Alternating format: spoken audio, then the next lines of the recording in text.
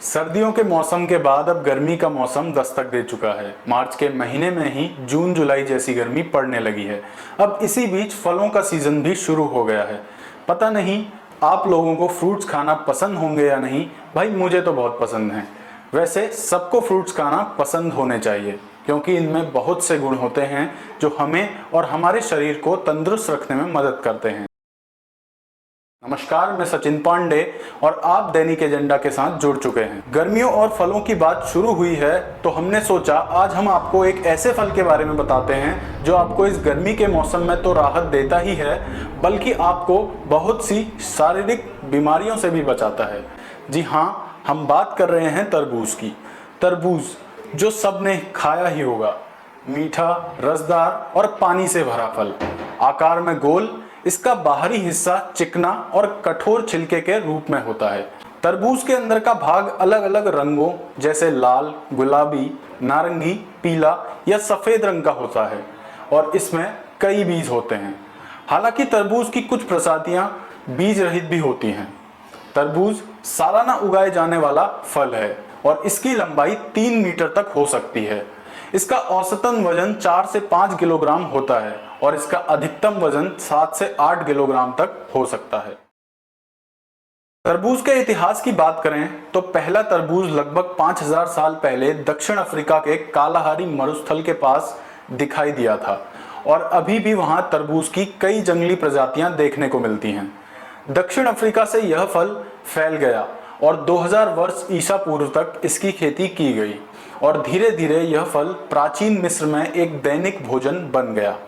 इसका सबसे पहला प्रमाण उस समय की इमारतों पर चित्रलिपि के रूप में मिलता है जो तरबूज की हार्वेस्टिंग के बारे में बताती हैं।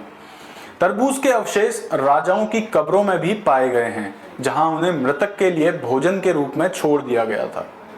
गर्म रेगिस्तानी क्षेत्रों में इसकी लोकप्रियता का श्रेय तरबूज में पानी की उच्च मात्रा को दिया जा सकता है। बाइबल में भी तरबूज का उल्लेख प्राचीन इजरायलियों के भोजन के रूप में किया गया है जो उस समय मिस्र में गुलाम थे। अफ्रीका से तरबूज धीरे धीरे यूरोप में गया। मूर्स इसे 10वीं शताब्दी में यहाँ लाए जहाँ से यह भूमध्य सागर के गर्म भागों में सफलतापूर्वक विकसित हुआ। भारत में 7वीं शताब्दी से तरबूज की खेती शुरू हुई। इसके बाद यह 10वीं शताब्दी में चाइना पहुंच गया और आज चाइना विश्व में तरबूज का सबसे बड़ा उत्पादक है। यूरोप में 17वीं शताब्दी तक तरबूज उगाने को इतनी तवज्जो नहीं मिली जब तक कि इसे व्यापक रूप से एक छोटी उद्यान फसल के रूप में स्वीकार किया गया। यूरोपियन कॉलोनिस्ट और अफ्रीका के नौकरशाही व्यापारी तरबूज को अमेरिका में लाए। अमेरिका में 16वीं सदी में सबसे पहले तरबूज की खेती फ्लोरिडा में हुई। बाद में 17वीं शताब्दी में वे मैसाचुसेट्स, पेरू, ब्राजील, पनामा और कई ब्रिटिश और डच कॉलोनीज में उगाए गए। बाद में कैप्टन जेम्स कुक और अन्य खोजकर्ताओं ने तरबूज की फसल को हवाई और अन्य प्रशांत द्वीपों में विकसित किया। समय के साथ साथ विभिन्न प्रकार के तरबूज विकसित हुए हैं। उनके अलग अलग आकार, रंग, अंदर और बाहर दोनों के और अन्य विशेषताओं के साथ विकसित किया गया है। जापान में लोग क्यूब तरबूज उगाते हैं। उन्हें टिकाऊ कांच से बने क्यूब मोल्ड में रखकर उगाया जाता है और वे क्यूब के आकार में बढ़ते हैं ताकि यह तरबूज एक छोटे रेफ्रिजरेटर में फिट हो सके। आज तरबूज के 1200 से अधिक प्रकार हैं जो 96 से अधिक देशों में उगाए जाते हैं। यह तो रही तरबूज की अब तक की कहानी। अब इसके पोषक तत्वों की भी बात कर लेते हैं। यह फल कई जरूरी पोषक तत्वों से भरा है, इसीलिए यह शरीर से जुड़ी कई परेशानियों को दूर करने का काम कर सकता है। तरबूज में फाइबर, पोटेशियम, आयरन और विटामिन ए, सी व बी से समृद्ध होता है। लेकिन इस फल को सबसे ज्यादा खास इसमें मौजूद लाइकोपिन नामक तत्व बनाता है। यह तत्व एंटीऑक्सीडेंट की तरह काम करता है और इसी से फल को गहरा लाल रंग मिलता है। हृदय स्वास्थ्य के लिए तरबूज के फायदे बहुत हैं। शोध के अनुसार रोजाना तरबूज खाने से या इसका जूस पीने से खराब कोलेस्ट्रॉल के संचय को रोका जा सकता है जो हृदय रोग का कारण बन सकता है। अध्ययन के अनुसार तरबूज के इन हृदय स्वस्थ गुणों के पीछे तरबूज में पाया जाने वाला साइट्रलाइन नामक पदार्थ है एटलाइन रजोनिर्वृत्ति के बाद महिलाओं में धमनी की कठोरता यानी कि आर्टेरियल स्टिफनेस को कम करने का काम भी कर सकता है। इसके साथ ही तरबूज में पाए जाने वाले vitamin A, B6, C, magnesium और पोटेशियम भी हार्ट हेल्थ के लिए अच्छे होते हैं। तरबूज में फाइबर तो होता ही है जो आपके पाचन क्रिया को भी सही ढंग से चलाने में मदद करता है।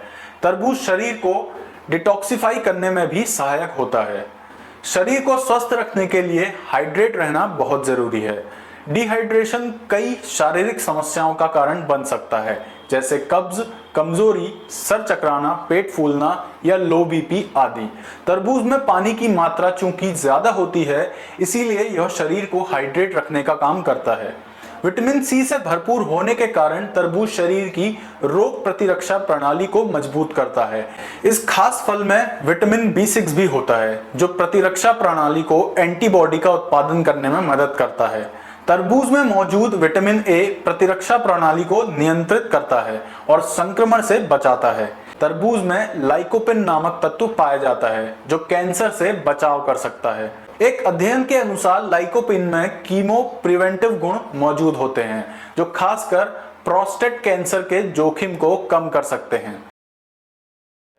एक स्वस्थ जीवन शैली के लिए इम्यून सिस्टम का मजबूत रहना बहुत जरूरी है, इसीलिए आप अपने दैनिक आहार में तरबूज को स्थान दे सकते हैं। तरबूज को आप सलाद के रूप में भी, जूस निकालकर या फिर ग्राइंडर में पीसकर शेक या कॉकटेल बनाकर सेवन कर सकते हैं। यह शरीर के लिए कई तरह से फायदेमंद है।